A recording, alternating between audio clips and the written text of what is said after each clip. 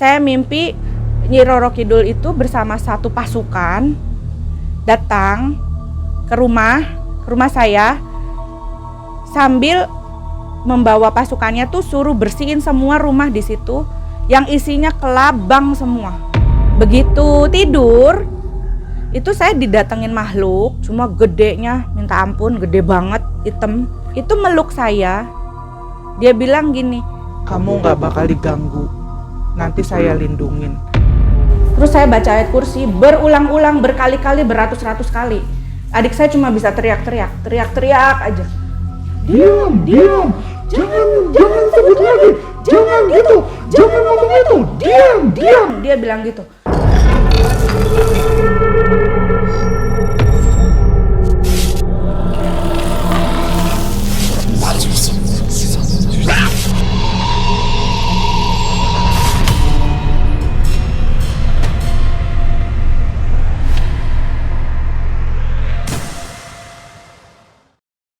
Assalamualaikum warahmatullahi wabarakatuh. Halo Sobat Malam Mencekam sekalian, dimanapun Anda berada, baik yang ada di Indonesia ataupun yang ada di luar Indonesia. Kita ketemu lagi dan kita doakan selalu semoga Anda selalu ada dalam kondisi sehat walafiat. Nah, di video kali ini kita akan mendengar sebuah kisah yang cukup menegangkan dan cukup horor. Masih bersama Mang Ei yang ada di lokasi dan kita langsung menuju Mang Ei. Silakan Mang Ei. Assalamualaikum warahmatullahi wabarakatuh. Waalaikumsalam. Sobat Malam Mencekam, kembali saya Mang Ei dan tim hadir ke hadapan Anda membawakan cerita-cerita yang tentunya horor dan mencekam. Kali ini saya dan tim berada di kota Kuningan, di kediaman Teh Wulan. Nah, Teh Wulan ini akan bercerita apa? Tentunya pasti sobat bertanya-tanya nih. Beliau mempunyai kisah hidupnya yang dialami sejak dari gadis sampai dengan sekarang, tentang bagaimana beliau bisa mendapatkan atau diikuti pendamping yang menurut beliau atau neneknya adalah Nyai Roro Kidul. Bagaimana kisah selengkapnya? Kita ke Teh Wulan dulu ya. Assalamualaikum Teh Wulan. Waalaikumsalam. Makasih nih ya sudah mau bercerita di Malam Mencekam. Sama-sama. Ya, tentunya kisahnya sangat menghantui atau bagaimana tuh Teh? Menghantui sih tidak, tapi ya memori aja. Memori aja tidak ya. bisa terlupakan lah ya. Ya. Apalagi ya sosok-sosok makhluknya banyak. Oke. Ya sudah pada tahu semua mungkin, tapi nanti kan bisa dijelasin detail satu persatu, jadi Oke. biar tahu apa gitu. Sebelum cerita Teh, Mm-mm. kesibukannya apa nih? Saya kadang pagi ngelesin. Oh, guru les juga nih. Ya, guru les juga, private anak-anak. Dari mulai baca, tulis, berhitung dan bahasa Inggris. Kemudian kalau menjelang Lebaran saya biasa catering. Kalau untuk keseharian saya biasanya ya salon. Salon juga ya. Salon Tentunya juga. seorang ibu rumah tangga ya. Iya. Putranya berapa nih? Putra saya 4. Udah 4 ya. Oke deh. Iya. Oke Sobat kita langsung dengarkan kisah dari Teh Wulan.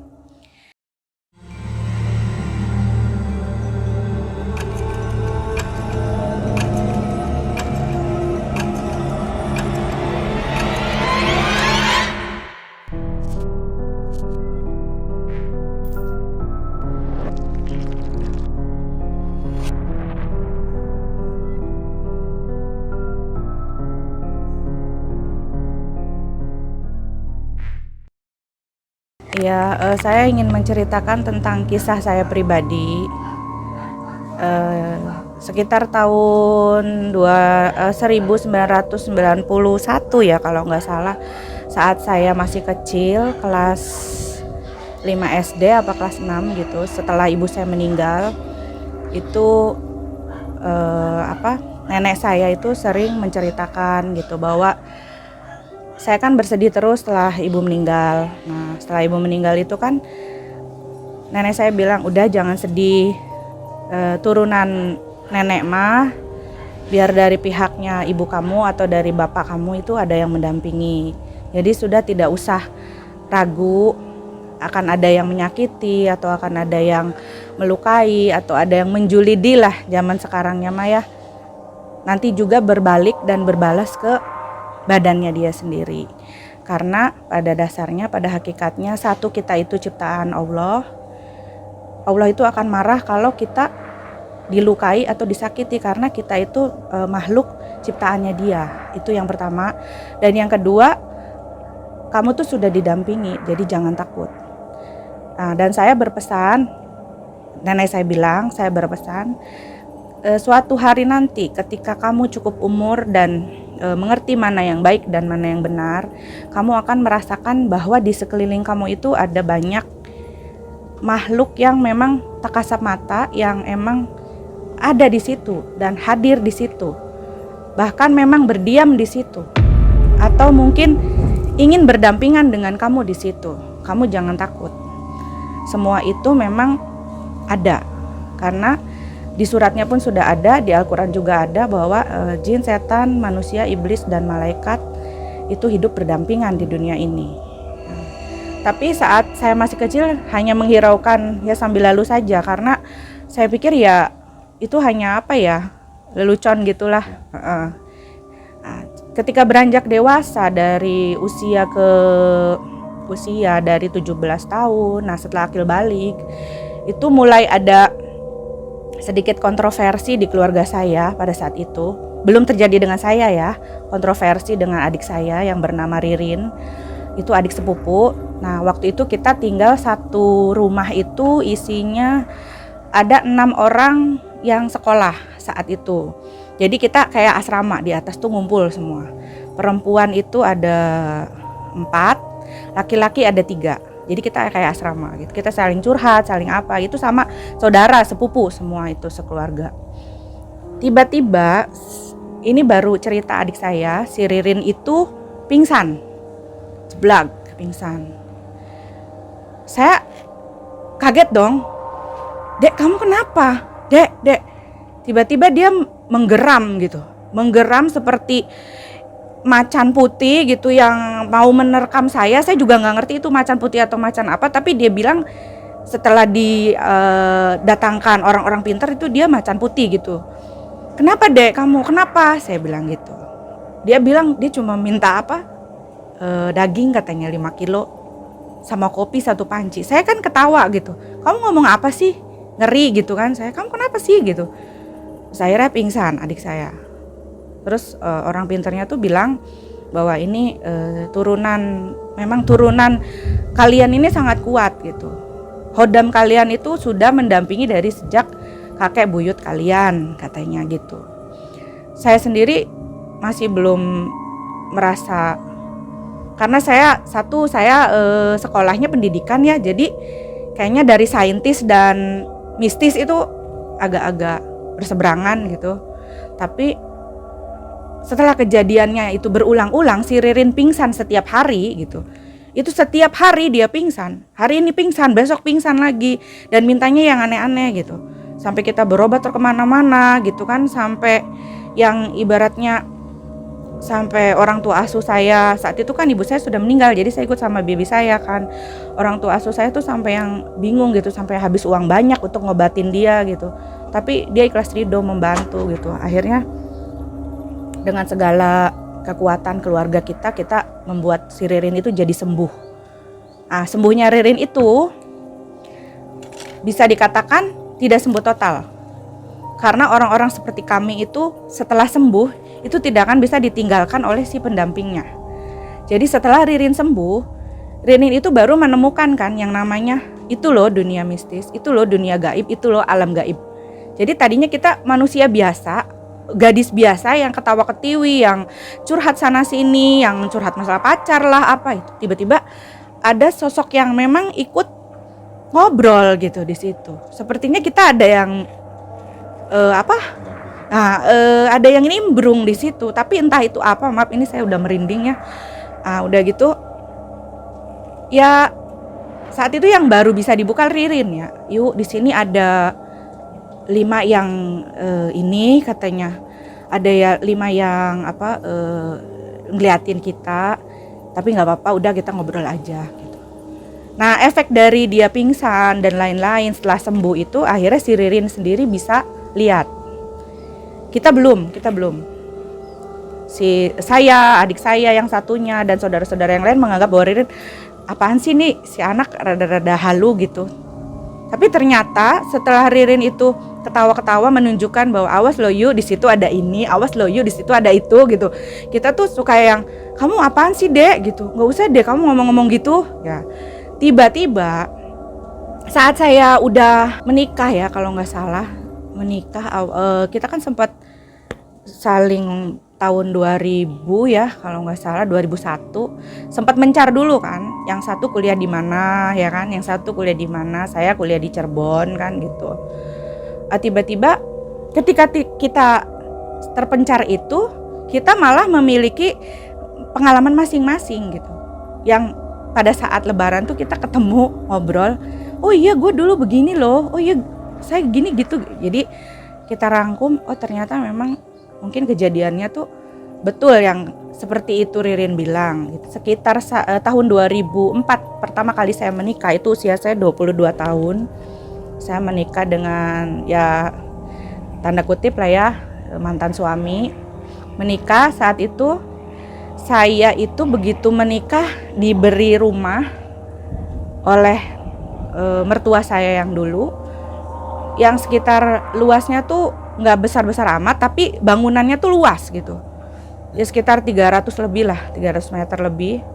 Dan di situ tuh rumah tua yang sudah dibangun sebagian, jadi depannya dibangun, belakangnya masih ada sumur tuanya.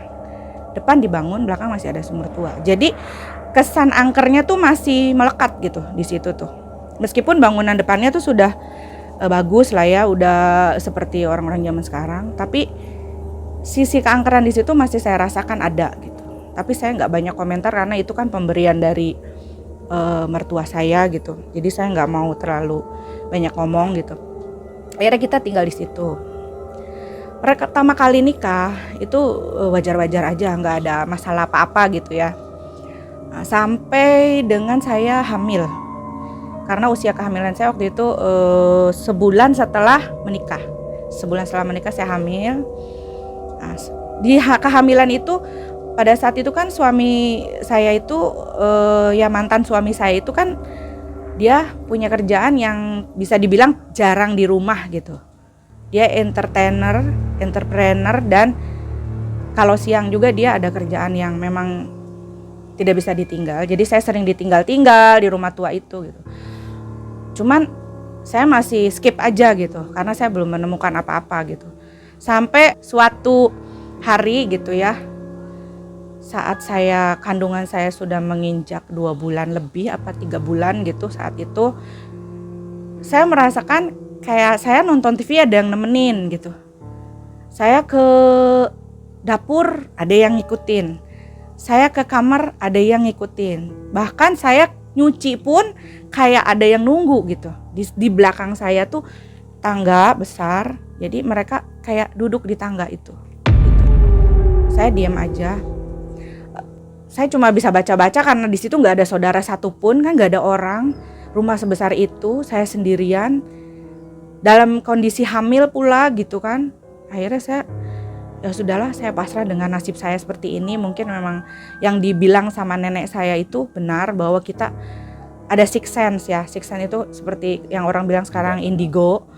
Tapi saya juga nggak yakin itu indigo karena saya belum lihat langsung gitu kan. Masih perjalanan lah. Terus abis itu saya mau tidur. Saya tidur lah hari itu. Ternyata saya dapat telepon dari suami saya bahwa dia pulangnya nanti malam, tengah malam katanya. Saya masih banyak kerjaan. Soalnya kerjaan di sana tuh nggak bisa ditinggal. Semakin takut dong saya. Yang saya pikir jam 9 tuh suami bakal datang gitu kan nemenin saya dan hilang rasa takut saya gitu. Tapi akhirnya ya udahlah, pasrah gitu. Mau bagaimana lagi karena di situ kan belum ada temen sayanya gitu kan. Sampai saya tuh sudah berkali-kali bilang sama suami, saya tuh takut, tolong saya minta temen di sini kalau bukan saudara atau siapa gitu. Karena saya ngerasa ini nggak beres gitu. Tapi mantan suami saya nggak peduli. Udahlah nggak usah dipedulikan gitu. Tapi udahlah, nggak usah diiniin lagi. Nah Sampai saat itu saya setelah nerima telepon, langsung saya tutup telepon, langsung saya tidur kan. Setelah sholat isya saya tidur. Setelah tidur, tengah malam sekitar jam 12 itu suami saya belum juga datang. Saya bingung, saya harus gimana gitu kan. Ya sudahlah, saya tidur lagi. Nah, di saat tidur yang kedua itu kan ada kayak kita ngantuk nggak ngantuk kan gitu. Tiba-tiba di belakang saya posisinya memang kalau tidur tuh senangnya tengkurap ya. Tiba-tiba ada yang meraba kaki saya. Dari mulai telapak ke betis sampai ke paha, itu saya udah mulai kaget. Saya langsung bangun. Ternyata saya melihat sesosok tapi langsung lari gitu. Yang saya lihat saat itu tidak mungkin manusia. Karena pintu di belakang dikunci. Pintu di depan dikunci. Di atas pun dikunci dan saya nggak ada siapa-siapa di situ. Kalau saudara datang pasti telepon atau ngebel di depan. Pintu dari kamar ke ruang depan itu jauh banget. Jadi nggak mungkin lah ada orang yang gerayang kayak gitu kan. Cuman saya masih ragu, akhirnya saya tidur lagi. Nah, saat tidur yang kesekian kali dia datang lagi dan dia mulai menggeram seperti anjing yang gitu, seperti itu. Saya bilang antara sadar dan tidak sadar, saya bilang ini apa gitu. Kamu siapa? Saya itu gak ada suami loh, jangan ganggu saya sampai bilang gitu. Jangan ganggu saya, tolong. Tapi dia maksa mengganggu. Dia masih pegang kaki saya, masih meraba, akhirnya saya langsung tendang dan dia pergi. Dan hilangnya itu seperti kayak pikselnya komputer yang ceprat gitu. Hilangnya tuh seperti itu. Seperti asap yang, ya asap rokok lah, kayak gitu. Itu hari pertama saya baru melihat yang namanya makhluk. Saya baru yakin, saya baru tahu kalau itu adalah makhluk gaib yang ada di sini. Dan saya tidak tahu itu dia diemnya di mana gitu. Akhirnya saya telepon ke adik saya, Rin, ini teteh lihat didatengin ini ya sosok kayak kolor hijau gitu. Nggak terlalu besar sih, kayak orang biasa, tapi hijau semua badannya dan ada tanduknya dua gitu, tapi nggak gede. Cuman dia ngeraba-raba gitu. Akhirnya adik saya bilang, yuk kamu tidurnya pakai selimut enggak? Kata dia gitu. Enggak, saya cuma pakai sarung aja ditutupin. Kalau bisa kamu pakai selimut ya nanti tidurnya. Itu udah mulai keluar deh yang nampak-nampakin, yang mau nunjukin bahwa mereka tuh ada di situ gitu. Akhirnya saya ya udahlah. Jadi saya harus gimana? Saya bilang gitu. Kalau bisa sih yuk itu yang namanya ruqyah atau doa-doa murotal disetel ya yuk 24 jam katanya. Akhirnya saya coba download tuh lewat MP3. Saya download setiap 24 jam saya setel dan alhamdulillah nggak ya maksudnya banyak menolong lah gitu, nggak asal-asal disamperin lagi gitu. Tapi ketika saya lengah sedikit itu besok muncul lagi, ada lagi. Dan besoknya tuh lebih aneh lagi gitu penampakannya tuh. Saya lagi tidur, waktu itu saya hamil besar ya. Saat hamil besar itu yang datang malah bukan makhluk itu lagi, banyak. Jadi hari ini saya bisa lihat ada perempuan yang pakai kemben merah, pakai kembang goyang. Saya tidur menghadap ke kanan. Terus saya nengok ke kiri, sebentar aja saya lihat dia sudah ada di samping saya tidur. Senyum, mukanya cantik banget. Dan itu posisinya saya di kamar depan, pindah karena waktu itu kan kamar yang di sana saya sudah diganggu dengan makhluk itu kan. Saya pindah ke kamar depan. Ternyata ada makhluk itu yang di kamar depan. Cantik, perempuan cantik. Ketika saya nengok lagi menghadap ke kanan itu sudah hilang lagi. Jadi hitungannya detik saya lihat-lihat seperti itu. Enggak yang kayak film-film gitu gimana, enggak. Jadi sekelebat. Nah, tapi ketika saya tidur dan ketika saya tidak bisa tidur pulas, itu mereka datang lagi. Apalagi cuacanya hujan, rintik-rintik, mendung-mendung, itu pasti datang. Entah itu makhluk yang mana itu datang. Kebetulan posisi rumahnya saya itu saat itu di bawah jalan tol persis. Jadi banyak kejadian kecelakaan yang mengerikan di situ, yang saya nggak tahu itu ceritanya kayak gimana, tapi saya sendiri sering gitu lihat kecelakaan. Jadi mungkin ada efek dari situ juga. Nah, setelah hari demi hari saya kan ngadu terus gitu ke mantan. Ini gimana sih? Saya digangguin terus, saya harus bagaimana? Saya bilang, saya tuh lagi hamil, saya udah pakai yang namanya dringobenglek lah, apalah, pesok lah, ini itu. Saya harus gimana? Saya nggak bisa, saya nggak tahan begini, saya bilang gitu. Ya terus gimana? Saya kan kerjanya malam, harus bagaimana lagi? Saya mau manggil saudara ya ke sini, udahlah nggak usah katanya, biarin aja dulu katanya gitu. Ya udah, akhirnya saya sampai menunggu saya melahirkan. Setelah saya melahirkan, saya pikir gangguan itu tuh hilang gitu, nggak ada gitu kan. Tiba-tiba saya usia masih 22 tahun dong, saat itu belum ngerti yang namanya harus menaruh yang bayi harus dikasih apa gitu supaya menjaga, itu saya belum ngerti. Cuman banyak diajarin juga sama tetangga, jangan sampai diganggu gitu kan. Itu yang lucu, yang aneh, saya tuh dikasih pisau. Pisaunya tuh bentuknya pisau pangot, saya nggak ngerti, ada tulisan Arabnya. Katanya taruh di jendela atau taruh di bawah bayinya ya kan. Karena saya takut pisau itu kena bayi saya, akhirnya saya taruh di jendela dong. Barangkali kena bayi saya. Kan toh itu energinya juga mungkin sekamar itu dilindungin kan, kalau memang itu pisau ada energinya gitu. Saya pikir seperti itu. Saya taruh di jendela. Ternyata begitu saya taruh di jendela malah hilang pisaunya. Saya nggak tahu. Dan saya tanya ada tetangga yang lewat, itu enggak. Tidak ada akses tetangga untuk bisa ngambil pisau itu, nggak ada. Karena kita masing-masing saat itu. Jadi saya nggak ngerti itu pisau hilang kemana, saya nggak tahu. Tapi saya udah tidak menggubris juga. Nah tiba-tiba saya telepon nenek saya.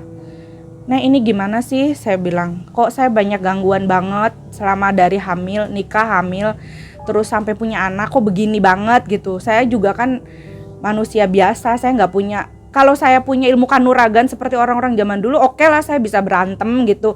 Tapi ini saya nggak bisa apa-apa, seolah-olah saya tuh diikat, energi saya didiemin, dan saya nggak bisa melawan mereka gitu. Jadi saya harus bagaimana? Terus nenek saya bilang, kalau kamu memang sering diganggu dan sering melihat penampakan, itu sebetulnya mereka mau komunikasi. Dia tuh ada di situ, dia hadir di situ, dia menemani kamu. Tapi ini mengganggu loh Nek, saya bilang, sampai dia tuh mau meraba-raba saya kan risih, saya bilang. Iya memang betul ada beberapa makhluk yang memang mengambil kesempatan dalam kesempitan di dalam rumah tangga. Kayak contohnya genderuwo atau yang lain-lain gitu kan, ketika kita sedang dengan suami atau apa, itu mereka memperhatikan dan bahkan mungkin bisa menjelma seperti suami kita sendiri, ya kan, memang ada seperti itu. Akhirnya saya berpikir, oh jangan-jangan yang waktu itu bukan suami saya. Karena pada saat saya butuh malam-malam itu, saya kan pernah ketakutan saat hujan deras, hamil besar. Saya nyari pertolongan nggak ada gitu kan, gimana? Begitu dibuka kok tiba-tiba suami saya ada di situ dan nanya, kenapa kamu gitu? Nggak apa-apa, saya bilang. Terus dia masuk, mantan suami saya masuk lalu tidur, tapi dia cuma diem aja gitu, nggak ngomong A, B, C, D, cuman udah kamu tidur aja, cuma begitu doang, cuma gitu aja. Terus akhirnya udah saya tidur, tapi pagi-paginya tuh ya malah mantan suami saya baru datang jam 5 subuh. Dia bilang gedor-gedor, terus tadi siapa gitu. Itu pernah kejadian sama saya. Nah sekarang balik lagi ke cerita nenek saya waktu ditelepon. Nek jadi saya harus bagaimana? Ya udah sekarang gini aja, kamu harus banyak tawasul katanya. Banyak wirid setelah sholat. Kamu sambat aja semua. Kamu kan biasa habis sholat tawasul tuh, tinggal disebut aja semua. Dan jangan lupa sisipkan Nyai Ratu Roro Kidul katanya. Emang kenapa sih Nek? Saya bilang gitu. Emang saya harus ya gitu. Emang kita tuh ada hubungan apa dengan dia gitu kan? Yang saya dengar di YouTube, di channel, di apa itu kan Nyi Roro Kidul itu kontroversial ya, ada yang bilang dia putri yang diusir, dia ini, dia itu, ya ABCD lah ya. Tapi saya ambil positifnya aja. Oke, saya kirim doa ke dia, ke beliau gitu. Saya kirim doa ke beliau. Akhirnya setiap malam setelah sholat isya saya tawasul ke ya Nabi Muhammad dan lain-lain, dibarengin juga ditambahin itu, disisipkan. Alhamdulillah saat itu hilang gangguannya, tidak terlalu gimana gitu ya. Nah, cuman saya sering didatangi mimpi-mimpi gitu, yang saya tidak pernah alami saat saya gadis tuh. Saya nggak pernah mengalami mimpi seperti itu. Saya mimpi Nyi Roro Kidul itu bersama satu pasukan datang ke rumah saya, sambil membawa pasukannya tuh suruh bersihin semua rumah di situ yang isinya kelabang semua. Kelabang banyak sekali, disemprotin semua. Saya nggak ngerti itu apa dan kenapa. Tapi mimpi itu nggak lama, singkat. Habis itu saya sadar lagi, saya bangun jam 3 malam. Terus saya lihat mantan suami masih ada, ya udah saya tidur lagi. Nah, saat itu saya mikir, ini mimpi apa ya? Udah, besoknya mimpi lagi bahwa dia tuh datang lagi, bawa pasukan lagi. Dia kayak naruh pasukan di depan berapa orang gitu. Saya nggak ngerti itu bentuknya apa, tapi dia kayak naruh kayak ngasih ini di sini gitu. Tapi belum dalam bentuk makhluk, belum. Dalam bentuk kayak misalkan beras ketan tuh. Spread gitu. Dan di mimpi itu dia bilang, kalau kamu saat mimpi diganggu, kamu ambil beras ketan, kamu doain, kamu kasih air doa, kamu cipratin gitu. Nah, saya masih nggak ngerti ya, saya nyari beras ketan di mana gitu, malam-malam nggak mungkin kan gitu. Cuma saya karena keinget mimpi itu, akhirnya saya sedia tuh barang-barang yang mistis-mistis begitu tuh, garam, beras ketan, kemudian apa. Tapi meskipun saya sudah beli itu semua, saya nggak ngerti itu mau diapakan gitu. Karena saya kan guru tanpa ilmu ya waktu itu. Saya diam aja.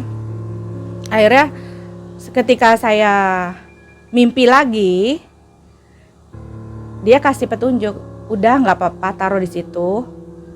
Nanti juga berguna katanya gitu. Udah saya diam. Udah masuk mau setahun, 2006 berarti, 2006 anak saya 1 tahun. Si anak tuh udah bisa lihat kan gitu. Mama itu ada ini, mama itu ada itu gitu. Saya semakin merinding kan, aduh ini anak jangan-jangan ngeliat nih gitu kan. Tapi secara kasat mata saya belum melihat apa-apa, saya belum melihat, cuman diem aja. Yang saya rasakan saat itu, anak saya memang tidak diganggu sama yang seperti itu, tapi energinya membuat dia jadi sakit-sakitan dan rewel gitu. Akhirnya saya kan kesel gitu kan. Yang tadinya saya takut sama makhluk yang ada di situ, akhirnya saya jadi berani. Kalau kamu rewel aja, kalau kamu di sini nggak mau hidup berdampingan sama saya panggil orang pintar ke sini buat ngusir kalian di sini. Saya teriak itu di tengah rumah, saya ngomong gitu. Anak saya nangis terus, anak saya sampai sakit-sakitan gitu. Sampai saya sudah berobat kemana-mana, kalau masih mengganggu anak saya, liatin ya, saya sampai mengancam gitu kan. Akhirnya ya sudah, saya nggak menghiraukan juga, dia ya tidak ada reaksi apa-apa lah gitu. Karena kita teriak-teriak nggak jelas kan, yang makhluknya tuh nggak kelihatan gitu. Akhirnya saya diem, saking keselnya saya tidur sama anak saya udah. Begitu tidur, itu saya didatengin makhluk yang tangannya sebesar-besar pisang. Pisangnya pisang tanduk yang melengkung gitu, pisang tanduk dengan taring mata merah yang saya tahu itu gambarnya seperti genderuwo ya. Cuma gedenya minta ampun, gede banget, hitam. Itu meluk saya. Dia bilang gini, Kamu nggak bakal diganggu, nanti saya lindungin. langsung saya bangun. Itu antara setengah sadar nggak sadar saya lihatnya, karena saya tidurnya sambil meluk anak saya. Langsung saya bangun, saya lihat gak ada apa-apa kan gitu. Dan ternyata orang pintar yang rutin datang ke saya itu memang ngomong, iya itu di rumah itu ada satu genderuwo yang usianya udah tua banget, ada di belakang rumah, yang maunya ngintil sama kamu katanya. Tapi karena kamu ada yang jaga, jadi dia nggak bisa masuk ke kamu. Jadi jaraknya hanya 1-2 meter dari kamu katanya gitu. Nggak bisa masuk gitu. Jadi cuman gini. Nah akhirnya ya terus mau ngapain, saya bilang, kan anak sayanya kasihan gitu, kalau misalnya terus-terusan diganggu kan dia mah kan nggak kuat, kalau kita kan kuat gitu, masih bisa berdoa apalah apa, kalau anak kecil nggak kuat.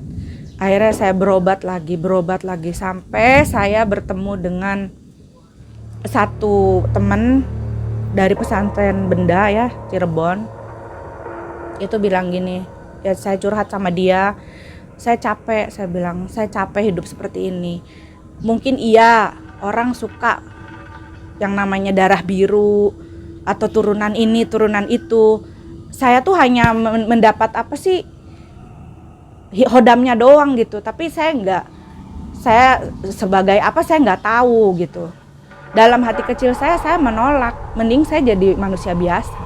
Nah setelah ditelusuri memang dari nenek saya itu adalah nenek yang di Kuningan, dia itu turunan yang keberapa gitu dari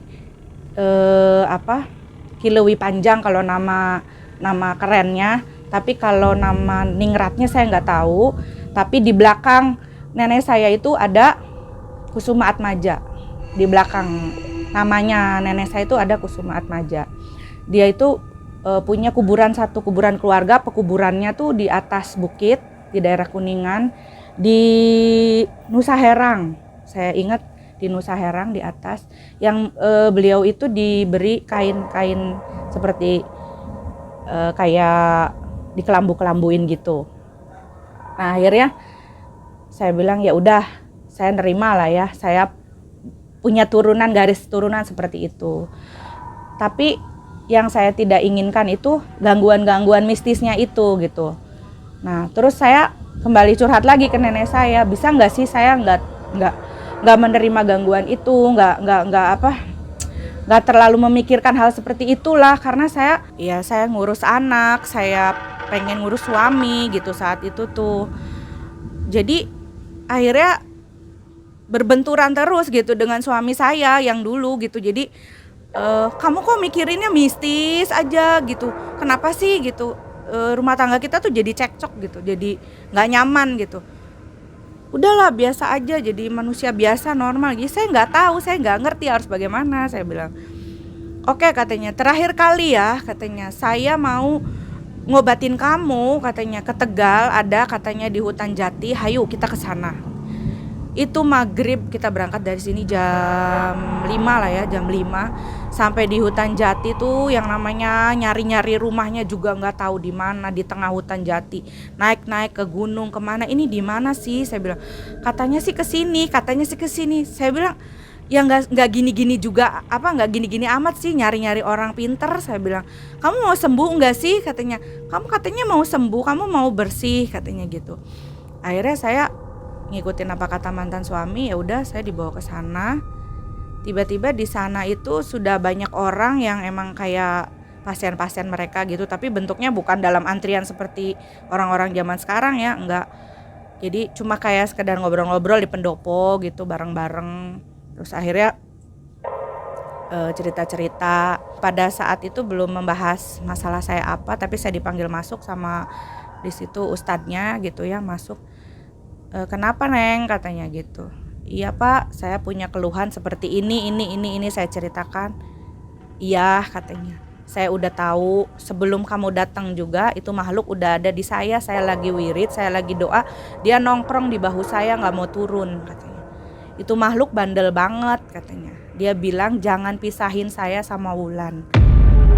Loh kenapa? Dia kan punya suami, kata apa, kamu nggak takut apa sama suaminya nanti diapain katanya. Oh silakan aja kalau ada yang berani misahin saya sama Wulan katanya. Dan yang saya tanyakan ke si orang pinternya, bentuknya tuh apa Pak? Saya bilang gitu. Ya bentuknya genderuwo yang di rumah tua itu, yang ngikut sama saya itu. Nah untuk saat itu saya belum menyadari siapa hodam saya, belum. Saya belum tahu yang mana hodam saya yang sebenarnya gitu. Saya nggak tahu. Nah masih fokus ke saya diganggu di rumah tua itu gitu.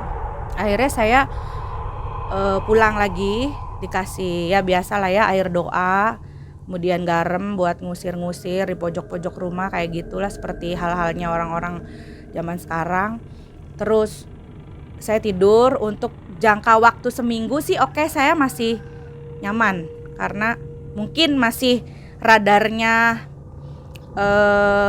yang ngobatin itu masih sinyalnya masih kuat mungkin ya, kalau di ini mah masih kuat. Tapi setelah minggu kesekian itu kembali lagi saya diganggu lagi. Saat itu ada yang kecelakaan di depan rumah saya.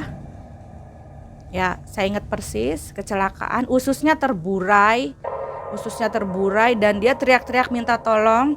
Meskipun udah terburai, itu dia sampai ngeprak-ngeprakin tangan di jalan tol. Tolong, saya lagi beli kopi pulang dari warung. Di depan jalan tol itu ada kayak warung kopi gitu. Saya beli kopi. Coba kalian jadi saya bagaimana lihat korban lagi nangis histeris, perutnya tapi terburai. Itu mau ditolong atau tidak? Kan bingung ya. Akhirnya saya ingat mantan suami saya bilang, kalau kamu lihat seperti itu kamu lari. Akhirnya saya lari.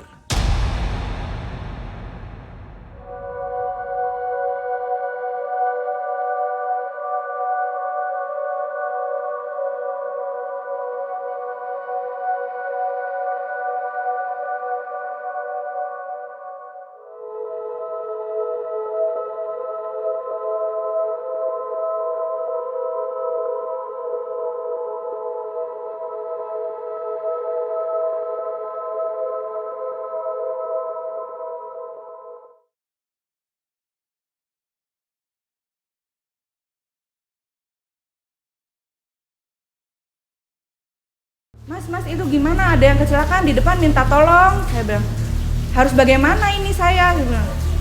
Udah nggak usah diladenin katanya. Udah tutup pintunya. Itu kejadian persis di depan rumah saya persis gitu. Tapi mantan suami saya nggak mau nolong, mungkin karena keseringan gitu apa kejadian itu apa gimana. Tapi hati nurani kecil saya mah pengennya nolong gitu kan. Tapi nolongnya bagaimana gitu. Kalau diangkat itu usus jatuh gitu kan. Harus gimana gitu. Jadi akhirnya tiba-tiba di situ karena udah sekian menit tiba-tiba banyak berdatangan orang juga. Ya akhirnya mereka yang menolong. Saya cuma lihat sudah dikasih koran-koran gitu kan di pinggir jalan, kalau ada yang kecelakaan itu darahnya kan berceceran, dikasih koran. Terus habis itu dikasih pasir. Korbannya udah diambil, udah dibawa ke Rumah Sakit Mitra Plumbon saat itu. Karena saya nggak kenal itu siapa korbannya dan tidak ada hubungannya juga dengan saya gitu, jadi saya nggak memperdulikan lah gitu. Tiba-tiba besoknya persis ada yang ngetuk pintu gitu, saat itu keadaannya hujan lebat juga. Begitu saya buka nggak ada orang gitu kan, saya tutup lagi, masuk saya tidur gitu. Akhirnya pas tidur yang seperti sering saya temui, tidurnya tidur setengah sadar, itu yang kecelakaan itu datang gitu ke saya dengan muka yang berdarah-darah, dengan ya kondisinya parah lah gitu, sambil dia bilang tolong dong diminta doa saya, tolong saya minta dikebumikannya dengan inilah ya, udah sewajarnya. Terus saya bilang, kan kamu udah dikuburin sama keluarga kamu. Saya bilang, kenapa masih datang ke saya? Saya bilang, kamu mau ngasih pesan apa ke saya? Saya ngobrol gitu kan, komunikasi. Terus dia jawab, saya cuma minta ridho ikhlas orang-orang sini, karena orang-orang sini banyak yang nggak suka sama saya.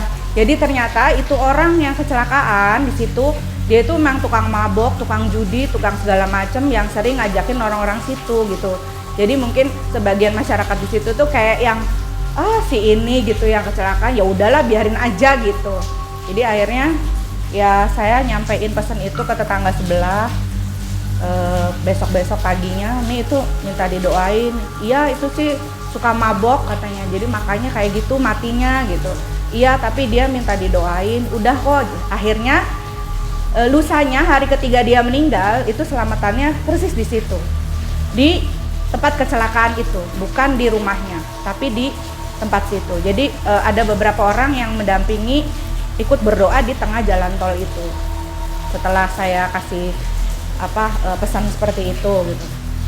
Nah sudah, itu kejadian yang kesekian kali ya setelah habis saya berobat dari hutan jati itu. Nah masih saya mencari-cari kenapa saya masih peka terus gitu dengan makhluk-makhluk yang seperti itu gitu.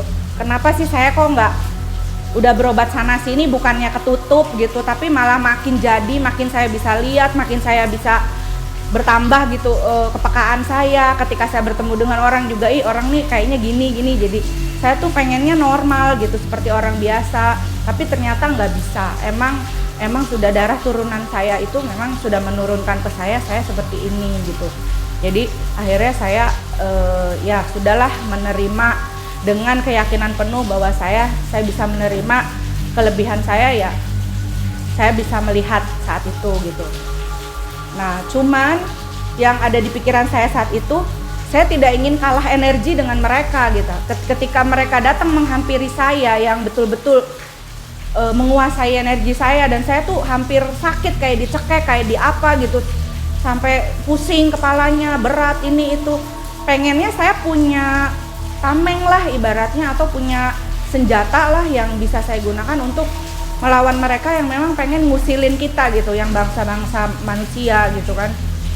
Akhirnya tiba-tiba ada salah satu kerabat gitu, teman saya yang emang nikah dengan anaknya salah satu Ustadz Kiai di Benda Kerep. Dia bilang, kamu harus ikut inilah katanya sama saya, katanya yuk ke Benda. Akhirnya kita ke Benda tuh ngobrol-ngobrol, terus ya udah gini aja, kamu puasa aja, nanti puasanya namanya puasa ayat kursi. Insya Allah katanya kalau kita bisa memanage yang namanya yang ada di tubuh kita, itu tidak akan menguasai kita. Jangan sampai hodam kita itu malah menguasai kita. Enggak, hodam itu hanya pendamping, dan hodam itu sebetulnya entah itu dari barang bawaan, entah itu dari permintaan, atau entah itu dari turunan. Itu sebetulnya kalau orang yang bisa melihat itu tuh yang melihat bukan mata kitanya gitu, mata si hodamnya itu.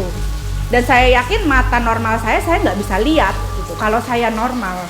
Tapi ketika saya ada yang datang dan menghampiri saya dan memberitahu saya itu ada itu loh, itu yang lihat bukan saya gitu. Mereka yang memang memberitahu saya ada itu. Berikut juga dengan pesan-pesan yang sering diberikan sama mereka, yang kadang-kadang ini kayaknya anak ini bentar lagi dapet celaka deh. Itu kadang sering. Dan itu kan bukan pribadi saya, memang mereka yang mendampingi saya gitu.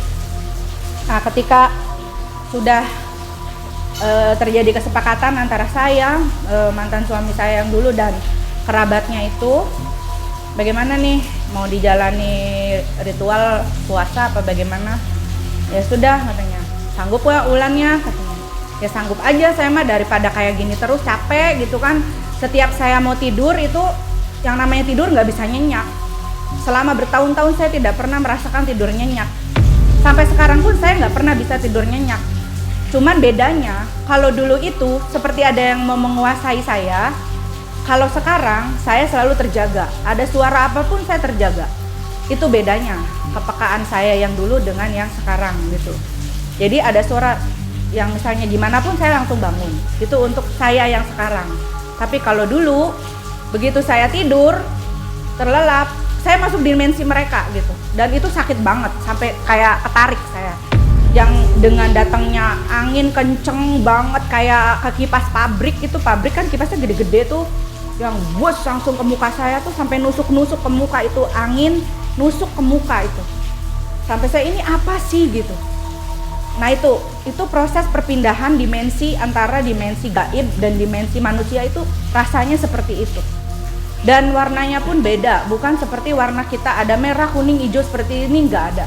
Saya melihatnya warnanya gelap semua, jadi seperti keungu-unguan gitu. Gelap gulita, redup aja kayak gitu. Tidak ada cahaya sama sekali. Dan akhirnya ya sudah, kamu puasa ya. Ini puasanya hari Selasa, Rabu, Kamis, tidak boleh makan yang bernyawa dan syaratnya nggak boleh berhubungan suami istri dulu gitu kan. 3 minggu berturut-turut saya puasa Selasa, Rabu, Kamis gitu. Dan ternyata nggak semudah itu saya menjalankan puasa. Emang banyak juga sih yang ganggu, lebih banyak lagi gitu. Pada saat saya puasa dan menjalani, kalau pada saat puasanya sih ya paling gangguannya lapar aja kan, itu mah udah biasa. Cuma pada saat saya wirid malam jam 12, jam 1 atau sepertiga malam itu udah bukan gangguan yang kayak macem ngelihat sekelebat atau ada apa gitu, udah bukan itu lagi. Udah kayak pengen masuk ke sini melalui leher saya, melalui ubun-ubun saya dan nindihin saya, berat banget itu. Itu yang saya sampai pengen muntah, sampai pengen segala macem. Ini saya kenapa sih? Terus saya menggigil. Nah itu gangguan yang paling saya rasakan, yang saya tidak suka gitu. Sampai saya telepon guru spiritual saya, ini saya kenapa gitu. Oh ya, itu mau ada yang masuk kamu lah. Tolong kamu jangan baca macam-macam dulu katanya. Kamu fokus ayat kursi aja, kamu jangan baca macam-macam katanya. Nah memang saat itu saya lagi baca Al-Ikhlas sama buku Al-Karomah. Ada kan buku Karomah yang Karomahnya Habib itu kan, saya lagi baca itu. Saya pengen menggali ilmu apa. Kamu jangan baca-baca dulu yang lain, kamu lagi fokusnya ayat kursi, jangan macem-macem dulu. Nanti hodam yang masuk ke kamu terlalu banyak, katanya kamu nggak kuat badannya. Gitu. Akhirnya, oke, saya berhenti dulu. Udah kamu minum air putih, udah saya bantu dari sini dibersihin lagi, jangan ada macem-macem lagi, katanya. Akhirnya normal lagi. Seperti kayak darah mengalir begitu aja, badan saya anget lagi. Yang tadinya mulai menggigil, mau muntah dan sebagainya udah lewat. Akhirnya saya tidur. Itu puasa yang ke-2 minggu kalau nggak salah. Nah puasa yang ke-3 minggu itu lebih hebat lagi. Karena pada saat itu saya banyak mendapat antara sadar dan nggak sadar lagi. Seperti anjing banyak banget itu lagi cari-cari saya, tapi sayanya tuh nggak kelihatan padahal ada di depan mata gitu. Lagi cari-cari kayak bawa anjing pelacak, jadi keliling kemana-mana ini. Kemana ya si Ulan, kalau bisa dikatakan seperti itu gitu. Tapi mereka kan nggak ada kalau bangsa jin itu bahasanya beda ya. Yang saya tahu bahasa jin, bahasa manusia itu beda. Karena saya pernah juga didatengin beberapa makhluk yang bentuknya seperti yang di Lord of the Rings. Pernah lihat nggak Lord of the Rings yang Smegol? Itu persis seperti itu saya lihat. Ada ribuan seperti itu yang nindihin perut saya. Itu loncat-loncat dan pakai bahasanya tuh nggak ngerti bahasa apa yang gitu. Saya nggak ngerti itu ngomong apa gitu. Saya nggak ngerti itu ngomong apa. Itu minggu ketiga saya didatangin seperti itu. Cuma karena saya ingat saya lagi menjalankan puasa, ijazahnya ayat kursi, saya baca ayat kursi dan alhamdulillah itu tangannya mereka itu bertumpuk-tumpuk sampai ribuan, tapi ayat kursi itu menembus tangan mereka dan akhirnya hilang lagi seperti piksel-pikselnya komputer lagi. Udah kayak gitu. Kejadiannya begitu lagi dan begitu lagi dari setiap makhluk yang saya temui gitu. Tapi saat itu juga saya belum bisa menemui yang namanya Nyai Roro Kidul, saya belum bertemu gitu. Akhirnya saya juga nggak kepengen tahu banyak gitu kan.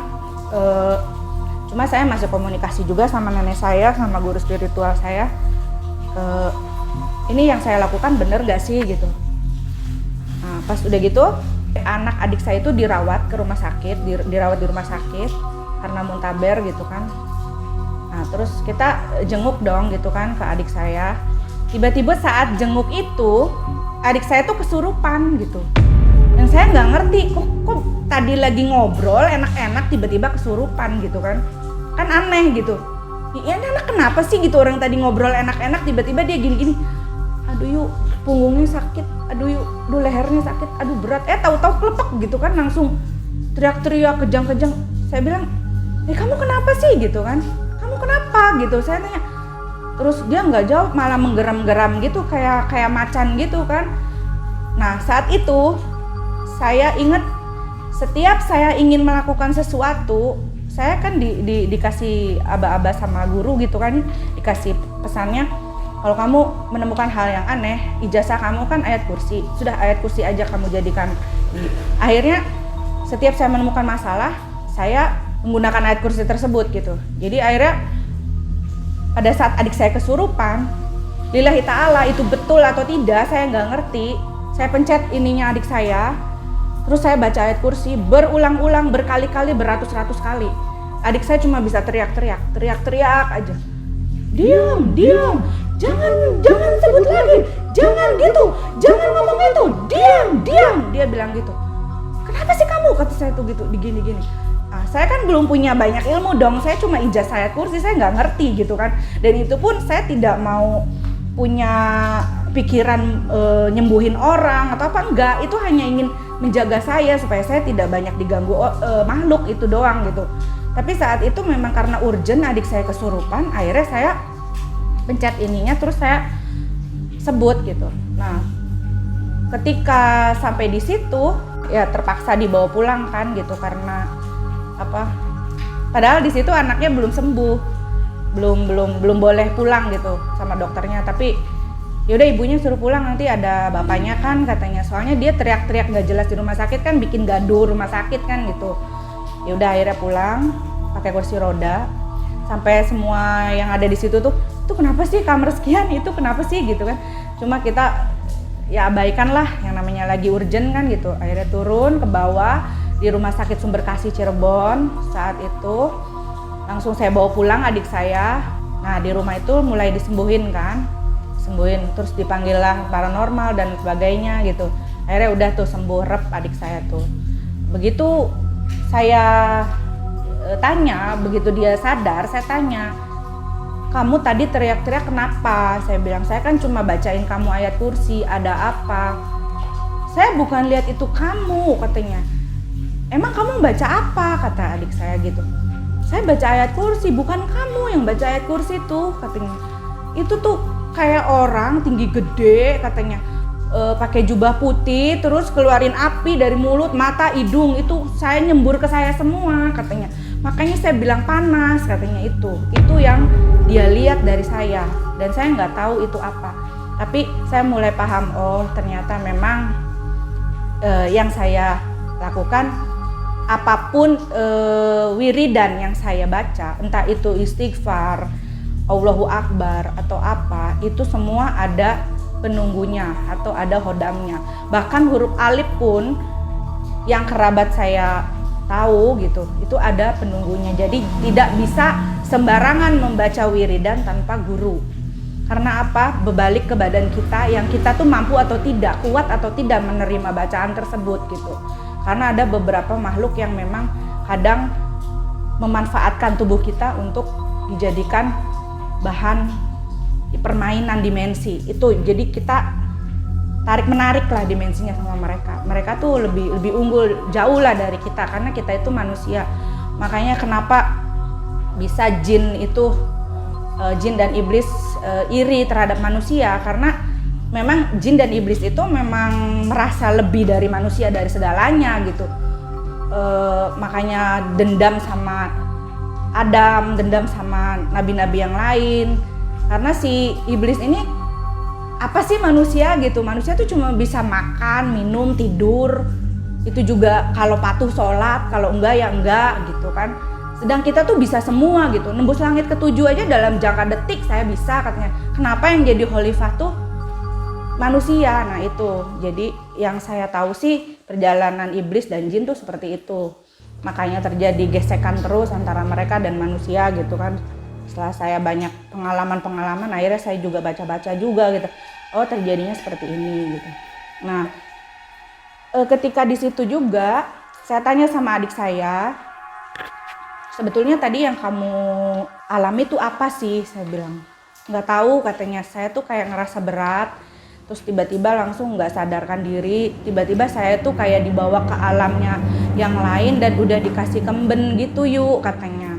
Mau dinikahin sama ajudannya Nyai Roro Kidul katanya mau di ini itu apa dimandiin dulu, di apa dulu. Masa sih kamu sampai begitu? Saya bilang gitu. Saya mah nggak gitu-gitu amat. Iya yuk, nggak tahu, saya nggak ngerti kenapa kok saya begini. Itu cakep banget katanya cowoknya. Ya iyalah, kalau jin mah pasti nyerupainnya cakep, masa iya jelek, kamunya nggak akan mau lah, saya bilang gitu. Iya, saya nggak ngerti katanya. Akhirnya kita nanya kan sama nenek kita. Udah no katanya, kalau Nyai Roro Kidul tuh nggak bakalan ngasih yang nggak bakalan ngasih yang nggak bener katanya. Nanti juga kamu tahu siapa dia, jadi nggak usah punya buruk sangka katanya. Memang banyak kontroversial ceritanya, tapi dari sekian cerita itu yang udah Mbah alami memang datang langsung katanya dan ngobrol langsung, malah ngasih pecutnya bentuknya buntutnya ikan pari, dan sampai saat ini saya juga belum pernah lihat langsung. Ada di Indramayu beserta dengan sisir tulang yang dia kasih katanya untuk menjaga. Itu pecut itu bisa memberikan tolak bala. Jadi nenek aku tuh dulu kalau misalnya ada pesta nadran ya, kalau di Indramayu kan ada nadran tuh. Nah, itu pecutnya suka dikeluarin dan suka dijepret-jepretin ke depan rumah sampai ke depan laut. Karena rumah itu persis deket dengan laut yang banyak kapal-kapal itu yang buat singgah-singgahnya para nelayan itu. Jadi sampai sekarang disimpan dan ada di rumah kakaknya nenek gitu. Sampai sekarang nenek juga meninggal, saya nggak tahu ada di mana itu pecut parinya dan sisirnya itu buat apa, tapi disimpan lah, ibaratnya benda pusaka yang dia kasih, dia terima dari Nyai Roro Kidul itu gitu. Nah, masih juga saya belum yakin yang mana Nyai Roro Kidul, yang mana hodam-hodam saya, yang mana pengganggu-pengganggu. Masih juga belum yakin, saya masih perjalanan menemukan hal-hal yang aneh gitu. Akhirnya ketemu lagi saya dengan Ririn datang lagi ke Cirebon. Kemudian gimana yuk kabar? Baik, yuk jalan yuk katanya. Jalan sampai di jalan itu gimana ya mau ngomong, tanda kutip, di Cirebon itu banyak sekali jajanan makanan yang emang isinya sudah dipasang-pasang segala macam, itu kita bisa lihat gitu. Jadi, yuk mau makan di mana? Hayu, jangan di situ ada itunya. Oh iya ya, terus di mana dong? Ya di sini. Aduh, katanya ini. Jadi kita tuh sempet bingung gitu, pengen makan apa, karena kita ngelihat, oh ada itu, oh ada ini, oh ada itu gitu. Jadi akhirnya yang mau makan akhirnya nggak jadi kan. Udahlah yuk pulang aja, udah kita masak aja katanya. Udah masak. Sampai di tengah jalan pun ketemu lagi, ada yang gantung lah, ada yang apalah. Jadi kayaknya tuh mereka mempermainkan kita gitu yang bisa lihat. Seolah-olah kita mau pipis nih ke WC, tuh ada yang nongkrong di WC kan. Ngapain coba nongkrong? Kenapa nggak dari tadi kita mau pipis kan gitu. Jadi kesannya kayak mempermainkan gitu. Menampakkan lagi gitu. Untuk apa gitu yang kayak gitu-gitu tuh. Akhirnya lama-lama kita jadi sudah terbiasa dan udahlah cuekin aja. Jadi akhirnya hilang dengan sendirinya, mereka mau ngapain, mau di menara ada yang gantung diri, di ini ada yang begini. Jadi kita tambah cuek sama yang begitu-begitu. Yang tadinya dari gadis saya tidak mengenal sama sekali dunia gaib seperti itu, tiba-tiba sekarang semakin sering ketemu dengan yang seperti itu, jadi semakin cuek gitu akhirnya. Sampai guru spiritual saya tuh bilang, Lan kalau bisa katanya, kalau kamu memang mau membantu sesama, diterusin aja itu puasa setiap minggunya, Selasa, Rabu, Kamis itu katanya. Kayaknya kamu ada bakat buat nolongin juga katanya, dan mungkin nanti juga bisa ngobatin anak-anak kamu katanya gitu. Akhirnya saya terpikir ya saat itu ya, oke lah saya cobain lagi gitu. Oke saya cobain lagi, terus tiba-tiba saya puasa lagi, saya ini lagi. Saat itu memang terbantu banget ketika banyak yang datang. Saat itu kan saya usahanya masih salon ya, jadi yang datang minta totok aura, terus saya bisa kehidupan dia, melihat kehidupan dia dengan cuma meraba muka dia gitu. Oh kamu gini, rumah tangga kamu lagi kacau ya, kamu gini ya, kamu punya dosa apa sama ini, jadi kalau bisa kamu tobat deh gini. Jadi saya bisa membenarkan, saat itu membenarkan orang-orang yang memang harus dibenarkan. Jadi saya bisa membantu orang-orang yang tersesat, tersesat, kenapa sih saya begini gitu. Saya kasih pesan. Jadi kayaknya hodam saya itu lebih ke penyampai pesan gitu. Jadi tidak terlalu mengobati harus begini gitu, enggak, tapi hanya penyampai pesan. Kamu kayaknya harus begini deh, kamu harus begini. Jadi saat itu memang praktek totok aura saya juga lumayan agak rame waktu itu, sekitar tahun 2013 sampai 2016 lah. Banyak yang masuk, banyak yang konsultasi juga gitu kan. Gimana sih biar auranya bagus, gimana sih biar ini ya gitu. Cuman lama-lama gitu, kok tiba-tiba ini berpengaruh sama rumah tangga saya gitu. Jadi berpengaruh sekali sama rumah tangga saya yang dulu. Suami saya yang dulu makin cemburuan gitu, makin banyak gimana lah gitu. Orang-orang ngelihat saya tuh kayak yang cari perhatian ke orang apa, padahal saya biasa-biasa saja gitu. Jadi akhirnya bentrok tuh di situ sama mantan suami yang katanya kelihatannya kayaknya kamu kalau ada cowok tuh gimana masang, padahal saya diem aja gitu. Tapi kebentrok sama itu, mungkin akhirnya saya putuskan saya sudah tidak mau berurusan dengan yang namanya aura-aura seperti itu dan makhluk-makhluk seperti itulah, enggak. Terus saya pengennya udah saya seperti orang normal biasa aja gitu. Nah akhirnya saat itu malamnya saya ngimpi lagi. Setelah saya nonton film-film kayak di TV-TV gitu ya, yang misteri-misteri, kan saya kadang pengen gali-gali tuh Nyi Roro Kidul tuh seperti apa sih gitu. Kok sampai saat ini saya belum ketemu gitu. Kok sampai saat ini saya katanya keluarga saya didampingin dengan itu, tapi saya kok nggak pernah sedikit pun gitu kayak yang berpapasan atau bagaimana gitu, hanya waktu itu aja dalam mimpi gitu kan.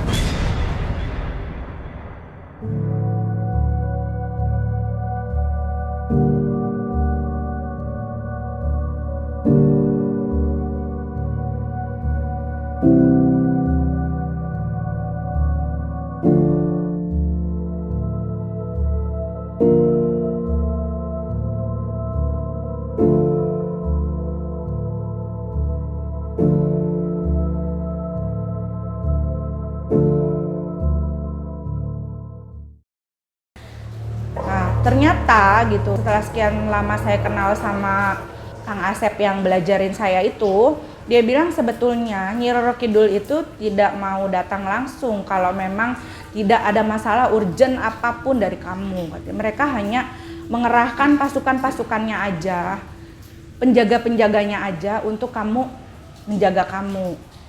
Mungkin manusia yang dipilihnya itu cuma nenek kamu gitu. Jadi nenek kamu yang ketemu langsung, yang dikasih pusaka, yang dikasih apa gitu. Untuk kamunya sendiri mungkin belum. Karena kamu sendiri itu seperti menolak gitu. Kadang saya mau menerima, kadang saya mau jadi orang normal, kadang saya mau bisa. Jadi bertolak belakang terus gitu, antara yang satu positif, yang satu pengennya begini. Jadi saya nggak menerima itu, tapi saya sadar ada itu gitu. Jadi dua kepribadian yang tidak bisa saya satukan. Dan akhirnya karena terlalu banyak gangguan juga dari pihak-pihak yang tidak berkepentingan, akhirnya mungkin di situ goyah rumah tangga kita, dan mungkin ada masalah-masalah lain juga dengan rumah tangga saya yang tidak bisa saya sebutkan. Tidak terlepas kemungkinan mungkin ada efek dari situ juga gitu. Akhirnya kita bercerai dan udah gitu, udah ini. Cuma yang jadi permasalahan pada saat saya berantem sama mantan suami, dan emang mantan suami itu dulunya arogan juga ya. Kalau yang namanya main tangan tuh udah biasa, saya udah diem aja, udah nggak apa. Kalau hanya sekedar gimana saya. Cuma waktu itu ada perkelahian hebat sama dia, yang dia tuh nonjok saya tuh jatuh. Saya bangun, saya tonjok lagi dia dan dia jatuh. Nah itu yang saya nggak habis pikir, kok saya bisa nonjok dia sampai jatuh. Dan untuk saat ini, untuk detik ini saya putusin, saya percaya memang dengan adanya makhluk gaib, dan percaya adanya Nyi Roro Kidul meskipun saya belum melihat langsung. Meskipun dia datangnya hanya lewat mimpi, belum bertemu langsung secara gimana, tapi dia sering menyampaikan pesan ke saya kadang saya juga pengen tahu gitu di mimpi tuh kenapa sih gitu kok kalau ke Pangandaran tuh nggak boleh pakai baju hijau gitu kan. Kadang saya suka nyari-nyari kan gitu nanya. Nah itu tuh kadang beliau datang gitu malamnya tuh datang ke mimpi. Itu bukan saya, itu bukan saya. Yang ngambil itu blorong anak saya. Dia itu memang mau melawan saya katanya. Nggak ada saya tuh yang namanya nyari-nyari pesugihan buat manusia dengan ngambil yang baju hijau itu blorong. Dia cuma nyampein seperti itu doang dan beliau alhamdulillah menyampaikannya yang baik-baik aja gitu. Tapi hanya sebatas mimpi, saya tidak pernah bertemu langsung gitu. Sobat MM, ceritanya panjang sekali dan detail membuat kita sedikit tahu ya apa itu dunia-dunia goib, apalagi seputar Nyai Roro Kidul. Satu pertanyaan dari kami, Teteh percaya kalau itu adalah Nyai Ratu? Kalau pada saat dia datang dengan energi positif saya percaya. Contohnya misalkan bantuan itu dalam hal misalkan seperti ini. Saya mau ditipu misal, tiba-tiba saya harus melakukan apa nih? Ini gimana ya besok saya mau ada kerjaan kesana nggak ya gitu. Nah itu nanti entah itu bantuan ya dari siapa atau dari mana, nanti kadang-kadang nggak usah, kamu nggak usah masuk lagi ke sana, nggak usah. Jadi Nyai Roro Kidul tuh nggak pernah turun langsung, tapi dia memberi pesan yang baik-baik terus gitu. Selalu pesan yang baik. Iya. Ya? Untuk ketemu langsungnya saya belum pernah, karena mungkin jiwa saya belum siap gitu kan. Tapi selalu dia datang dalam mimpi dan pesan-pesan aja gitu. Jadi banyak versi tentang Nyai Ratu ya, ada iya. versi A, B, C yang sudah diceritakan di Malam Mencekam juga memang ada versi yang berbeda dengan itu. Iya. Ada versi Nyai Ratu itu jahat, Nyai Ratu itu baik. Iya. Jadi kami ya tidak bisa menyimpulkan. Jadi semuanya kita serahkan ke subscriber untuk menilainya. Menilai sendiri. Oke. Iya. Baik Teh. Iya. Sobat MM, mungkin ini frame-nya berubah ya. Tadi kita dengan frame yang pertama di atas. Oh iya. Dan ada gangguan karena akan hujan, jadi kita pindah ke dalam rumah.